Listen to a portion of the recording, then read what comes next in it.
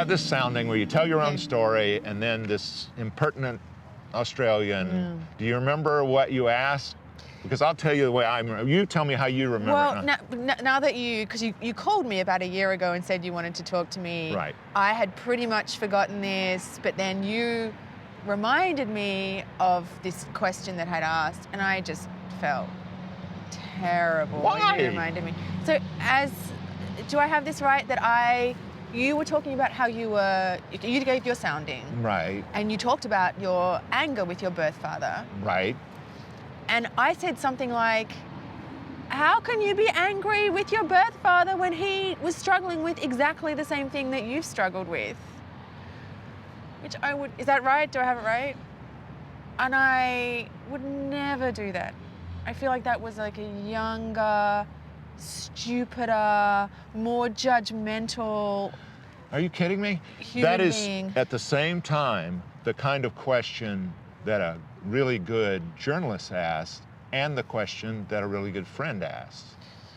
I mean, I hope we're friends. I mean, we're not besties, but...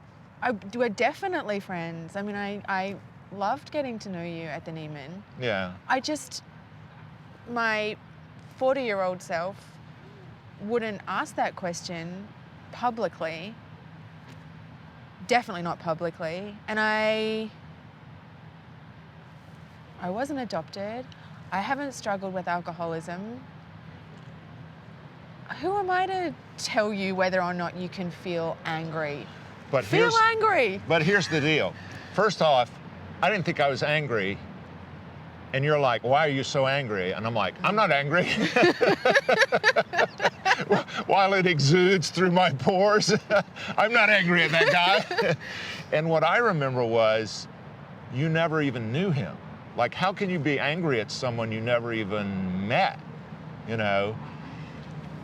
Of course you can be angry with someone you never met. Right.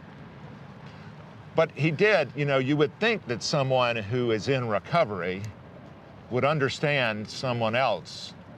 I mean, I certainly expect other people to accord me all this forgiveness and, oh, he's all better now, it's water under the bridge, when he's dead.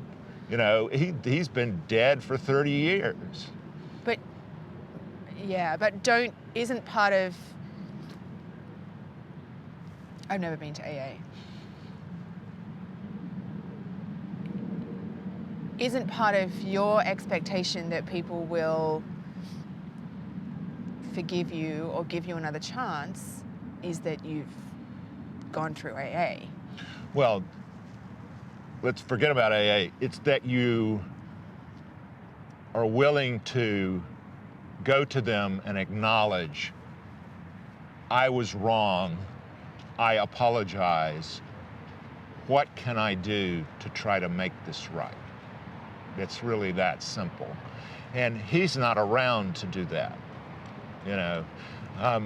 So I wanted to tell you,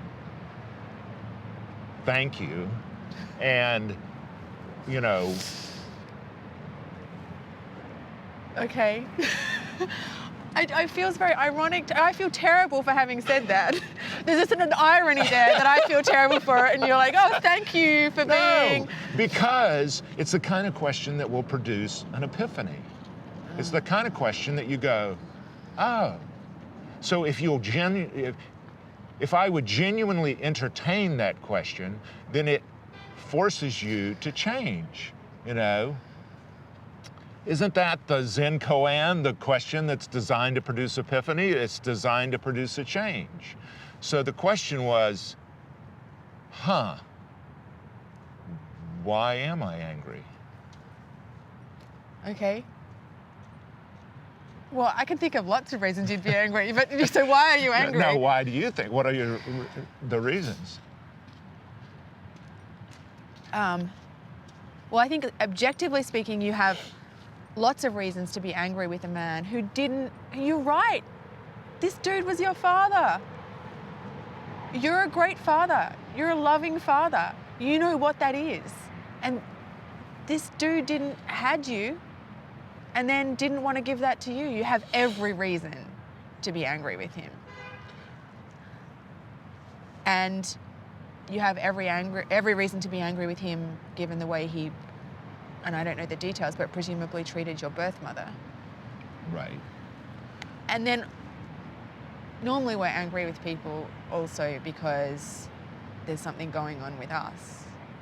I mean, for me, it switches from irritation to anger because there's something that touches me inside about what the other person is doing or has done.